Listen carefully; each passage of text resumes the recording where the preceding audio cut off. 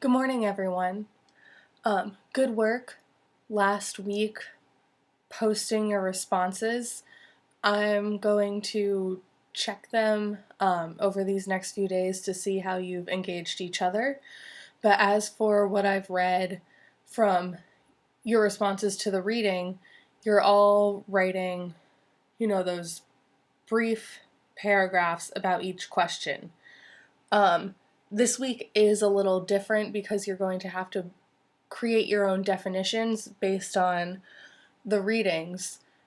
So do be ready for that because that may be a little more work for you because you're not only summarizing and applying something to your previously held beliefs, but you're actually looking through what you've read and then deciding how to define a term in your own words. So you are reading this week Rhetorical Analysis Methods, Linda Flowers' Know the Needs of Your Reader, and James Paul Guy's What is Literacy? None of the readings are exceptionally long, but they do have a lot of vital information because you're moving past just the drafting idea and getting things down to looking at different ways to interpret texts. So questions from previous readings that actually may be really helpful for you to understand different texts are the heuristics from pre-writing techniques, because that's full of problem-posing questions for you to start really thinking about what is in a text. Like, for example, this is the actual textbook that pre-writing techniques is from, but it asks you to think about actual definitions, so I'm asking you to apply that this week. But it's also, heuristics ask about comparisons, relationships of cause and effect, circumstance, testimony, and you may notice as you're reading the rhetorical analysis questions that there are some overlaps. So keep these ideas in your head. There will be times that I ask you to compare them. So to get started on some ideas of rhetorical analysis, we can look at what you read last week. So this book, it's more of a textbook for writing teachers. So that would be the audience. And the purpose is to help instruct professors of writing ways to communicate how to write to students. So that would be the audience and purpose for a rhetoric for writing teachers, which you read the chapter on pre-writing techniques. And then Shitty First Drafts is from a book on writing called Bird by Bird. And the author, Anne Lamott, which I mentioned a bit about last week, is a well-respected, widely published fiction and nonfiction writer. So she put together this book on writing. There's different things about actually getting started. So you read the Shitty First Drafts chapter on actually getting started, but then she also writes about putting together a novel. So that book is for aspiring writers. If we look at something else, so we can look at an advertisement. And I'm going to look at one from this academic text called Built to Win, the Female Athlete as Cultural Icon. As you can see, I've checked it out from the library to read. And it's by Leslie Haywood and Sherry Dworkin.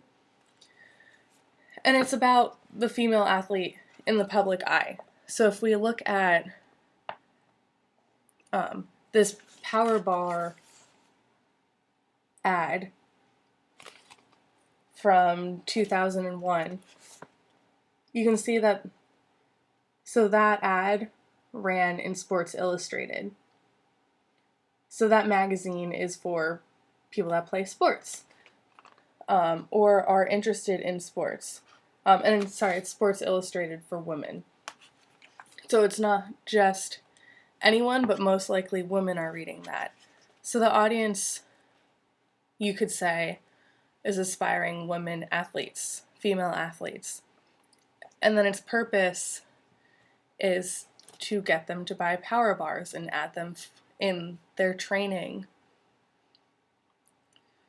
And the context is within the sporting community of the early 2000s. Some of you that are older may remember a time when there weren't very many female athletes in the media. So there still aren't that many, but even 15, 20 years ago, there were even less. So those would be the primary audience, purpose, and context. But you have this secondary audience and the secondary purpose for this ad, which is why I chose it from an academic text on perception of females in sports, gender studies. It's because Leslie Haywood and Sherry Dorkin are both researchers in those fields.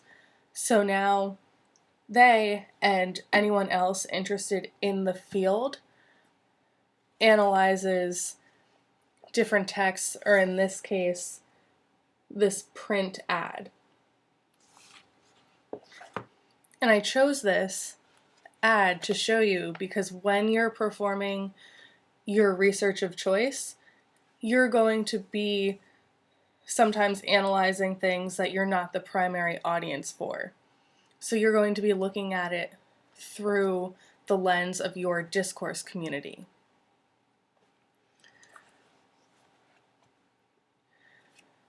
So keep those ideas in mind.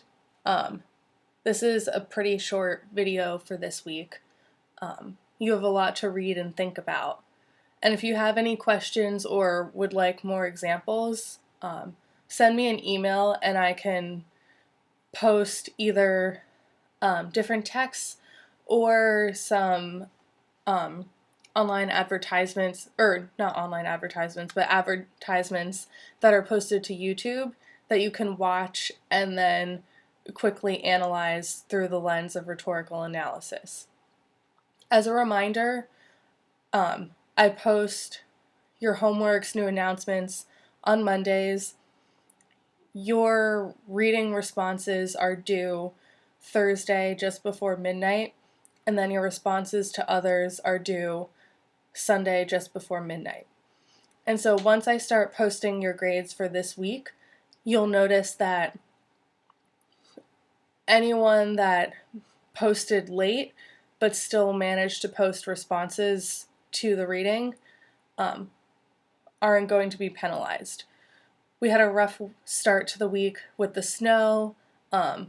Even though we don't meet in person, I know lots of people in the city and in different parts of Maryland were out of power. Maybe you had trouble getting other resources you needed. So I'm not going to mark anyone late that got everything at least done by Sunday. And also make sure you're checking for anything that wasn't in a writer's reference in the files directory. And it'll say that your reading is from a writer's reference. So obviously nothing has been from that textbook yet. So you still have time to get the book, but get that soon because the first writing assignment asks you to use MLA format. All right, I hope you all have a good week and send me an email with any questions.